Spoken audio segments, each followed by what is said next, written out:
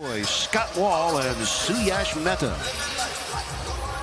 Cody Zeller and Bam Adebayo in the center circle. I guess they were like milk and cookies in that Heat backcourt. Let's see how it comes through tonight as we get a steal from Bridges, a spin, and a score from second-year man Miles Bridges. High expectations for him. Heat had 15 turnovers last night, but only 5 in the second half as Hero launches and connects.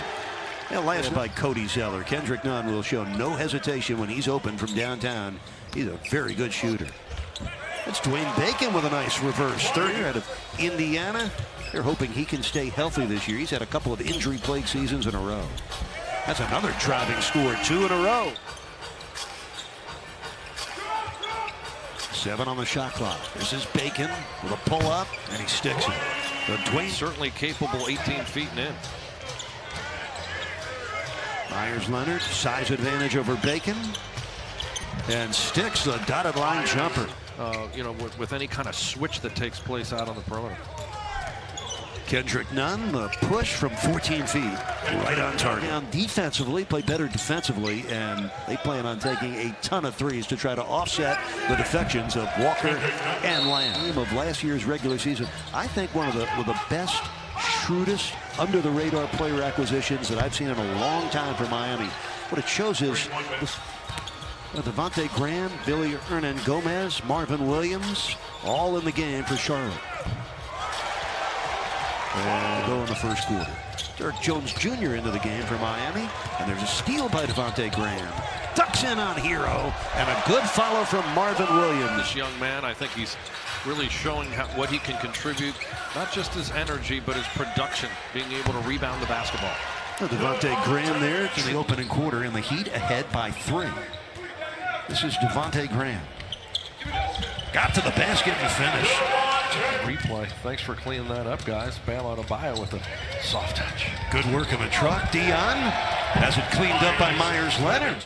Played 8 games for the Dallas Mavericks last year, and then played 41 games for their G League team, the Texas Legends. Nice try. Hernangomez slips by Waiters and slams it through. They've opened up a 10-point lead. First double-digit lead of this game.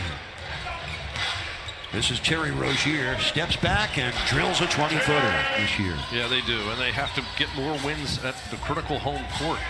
That's where they have to be able to defend that building, particularly against teams that they should beat. Jason Jackson and the Fox Sports Sun crew. And, of course, Heat Nation. We're happy to have you take another peek at the Heat before the regular season begins. But Dion Waiters, Leonard does have 7 points and 5 rebounds. This is Monk. Oh, my, the accelerator. In terms of an overall skill set, he can do a lot of good things. His screening and his rebound, his defense, really applicable already. The lead is 11 for Miami, which is their largest of the game. 9.5 to play in the first half as Rozier buries it out of the corner for 3.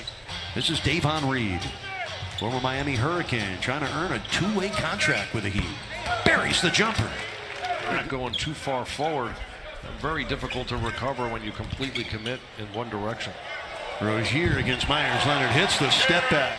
Trying to take on the scoring load here this evening. Leonard had his 17-footer ricochet right back to him. And Waiters triples on the second chance. Off the double team, Macon finds Leonard. Sends it back to Reed, who scoops for the score. Eric will see you for halftime. Brought to you by your South Florida Chevy dealers. We're looking forward to it, Jax, as Davon Reed launches and connects from downtown. Reed maneuvers through the defense. Finds Kendrick Nunn. Well done by Dion Waiters. Yeah, Rozier's career high in assists was 10, and he had 9 against Boston in the preseason opener without a turnover, which was most impressive. Speaking of a 18-4 run, they've opened the lead to 18 points. 2:50 left, second quarter. That's Rozier, and he's really good mid-range in this quarter. Heat ahead by 16. Nunn turns the corner, lobs for the Bam slam. Bam cutting to the rim there instead of taking the shot, just set him up beautifully.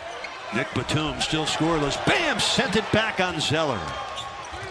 Second block tonight for Adebayo. Second game in a row, Adebayo's had 2 blocks. Waiters denied the other end. Zeller on this end with a finish. That's the first score. Hero off the shot fake. Waiters wide open for three. It sticks. The group that starts the second half has Chris Silva at center, Derek Jones Jr. and Duncan Robinson at the forwards, Hero and Nunn in the backcourt. That's Duncan Robinson. That's the second score of the game. He's just too good a shooter. He's got to keep taking them, and that's the mentality that Eric Spoelstra wants him to have. Terry Rozier buries the corner three. Reminded me of a young Udonis Haslem. The 9 rebounds in just 14 minutes, let alone including the 16 points. But that's high praise. Realistic, it is a rebuilding task in front of him as Nunn strokes in a three. Kendrick has had a big summer, winning the World Championships there with Spain. He's a part of that ball club. Batum played for France in the FIBA World Championships. That's a good bench that Nick Batum has done for the night. A sore Achilles. Derek Jones Jr. slamming it through off the steal. Well, they need somebody to take that Udonis Haslem type role to some extent with all these young players that Charlotte has. Devontae Graham. Good D by Nunn. Martin scores.